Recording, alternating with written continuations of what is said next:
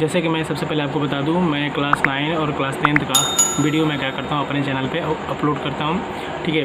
और सबसे पहले मैं ये बताता हूं आपको कि इस वीडियो में मैं क्लास 9 का जो सेकंड चैप्टर है आपका केमिस्ट्री का, इज मैटर अराउंड अस की, उसमें जो मैं टॉपिक कवर करने वाला हूँ अभी मैं वो सॉल्यूशन पे क्या करने वाला हूँ, मैं टॉपिक कवर करने वाला हूँ। जो सॉल्यूशन इसके जस्ट प्रीवियस में मैंने बता चुका है, कंसंट्रेशन ऑफ सॉल्यूशन बताया था, ठीक है। इसके बाद मैं इस वीडियो में क्या टॉपिक कवर करूँगा, तो जो सॉल्यूशन है वो पार्टिकल्स, क्या जो पार्टिकल्स होते हैं आपके, पार्टिकल्स यानी पार्टिकल के जो साइज़ हैं, ठीक है। ये वीडियो में जो आपका सॉल्यूशन है, ठीक है, जिसका क्लासिफिकेशन है वो साइज ऑफ पार्टिकल, मतलब साइज़ के अकॉर्डिंग, मतलब साइज़ के बेस पर सॉल्यूशन के क्या टाइप्स होते हैं। देखिए 3 टाइप्स होते हैं, एक होता है आपका ट्रू सॉल्यूशन और दूसरा होता है आपका कोलाइडल और तीसरा होता है सस्पेंशन। तो इस वीडियो में पर्टिकुलर हम केवल ट्रू सॉल्यूशन के बारे में बात करेंगे, जिसमें क्लासिफिकेशन ऑफ सॉल्यूशन रहेगा, ठीक है। तो वो 3 टर्म आ जाएंगे आपके, उसके बाद ट्रू सॉल्यूशन रहेगा, उसके बाद प्रॉपर्टीज ऑफ ट्रू सॉल्यूशन, बस इतना ही, ठीक है। तो बिना लेट किए हम चलिए वीडियो शुरू करते हैं। तो क्लासिफिकेशन ऑफ सॉल्यूशन क्या है, मतलब क्लासिफिकेशन ऑफ सॉल्यूशन मतलब मिक्सचर, ठीक है। तो on the basis of particle size, on the basis of particle size of constituent, constituent मतलब पार्टिकल्स होते हैं, ठीक है, मतलब जो कंपाउंड के अंदर है। द सॉल्यूशन में बी ऑफ 3 टाइप्स, मतलब जो पार्टिकल के साइज के बेस पर, जो कंस्टिट्यूएंट के पार्टिकल के साइज है उसके बेस पर सॉल्यूशन को कितने भागों में बांटा गया है, तो 3 टाइप्स के हैं इसके, ठीक है। कौन कौन से, पहला है ट्रू सॉल्यूशन, सेकंड है कोलाइड्स और तीसरा है सस्पेंशन। तो इस वीडियो में जैसे कि मैं बता चुका हूँ ट्रू सॉल्यूशन के बारे में बात करने वाले हैं, ठीक है। तो देखिए ट्रू सॉल्यूशन मतलब कोई भी अगर हम सॉल्यूशन बनाते हैं तो क्या होता है, उसमें 2 टर्म होते हैं, क्या होते हैं, एक सॉल्यूट होना चाहिए और एक सॉल्वेंट होना चाहिए। सॉल्यूट आप जानते हैं जिसके लेस अमाउंट, और ये होता है हमारा मोर अमाउंट। देखिए ट्रू सॉल्यूशन कैसा होगा, जो ट्रू सॉल्यूशन होगा ना, इसमें जो सॉल्यूट है ना उसके जो साइज होंगे, पार्टिकल के साइज होंगे, हमेशा क्या होंगे, वो 10⁻⁻7 से भी छोटा, ठीक है। क्या होंगे, 10⁻⁻7 सेंटीमीटर से छोटा। आप सोच लीजिए कितने छोटे, कितने टाइनी पार्टिकल्स होते हैं, हम सॉरी बोला है, कितने टाइनी पार्टिकल्स होते हैं ट्रू सॉल्यूशन में, ठीक है, कि 10⁻⁻7 सेंटीमीटर से भी छोटा होता है, ठीक है। तो वो हमारा सॉल्यूशन कैसा सॉल्यूशन होता है, ट्रू सॉल्यूशन होता है, ठीक है। तो चलिए हम ट्रू सॉल्यूशन के बारे में देखते हैं। तो हमारा ये ट्रू सॉल्यूशन के बारे में एक एक पॉइंट करके लिखा गया है, हम एक एक को कवर करते जाएंगे, ठीक है।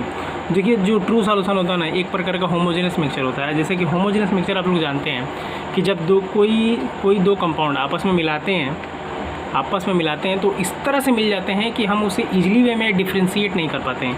We can not differentiate in easy way, ठीक है।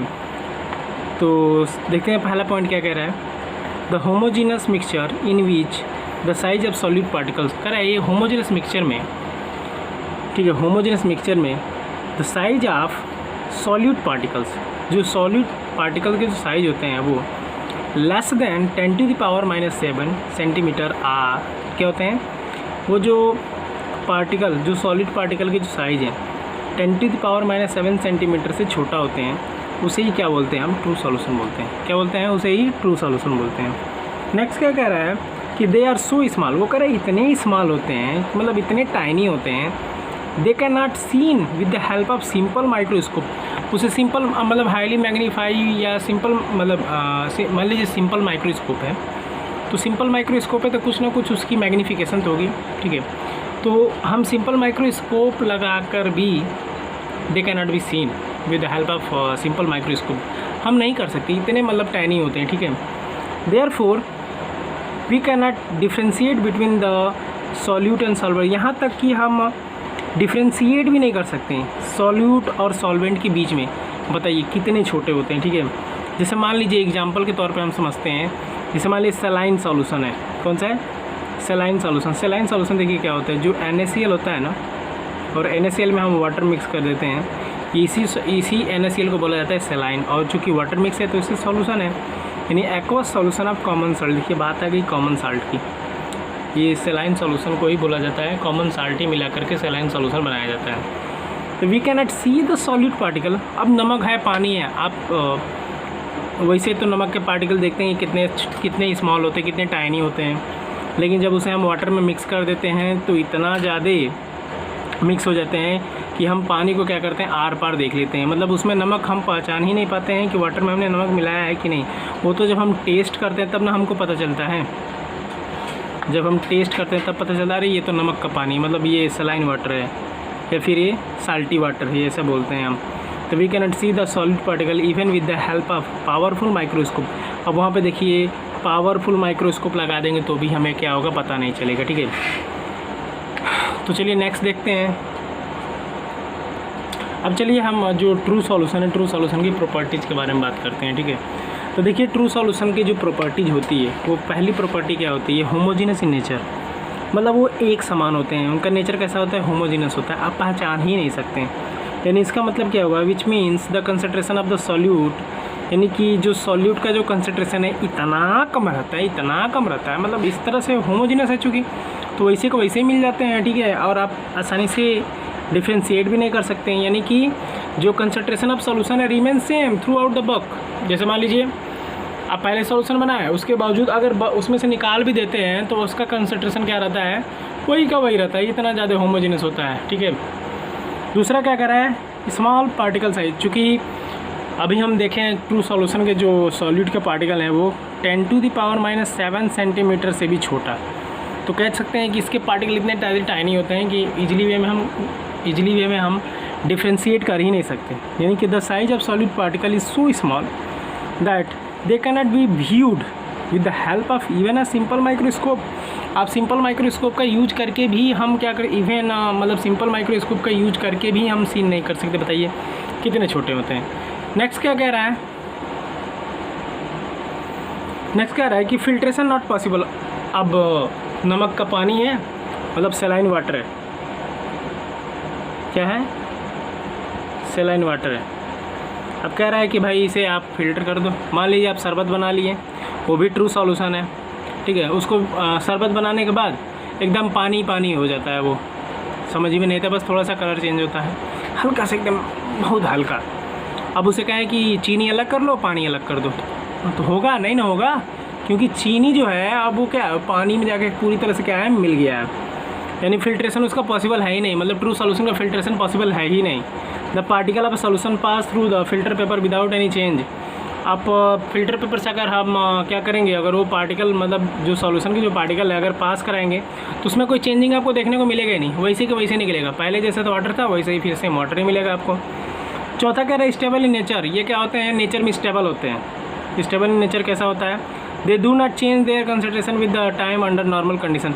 आप उसे काफ़ी समय के लिए छोड़ भी देंगे ना, तो अगर 2 साल बाद 3 साल बाद आते हैं तो उसके कंसंट्रेशन में कोई चेंजिंग नहीं मिलेगा, वैसे का वैसे रहेगा।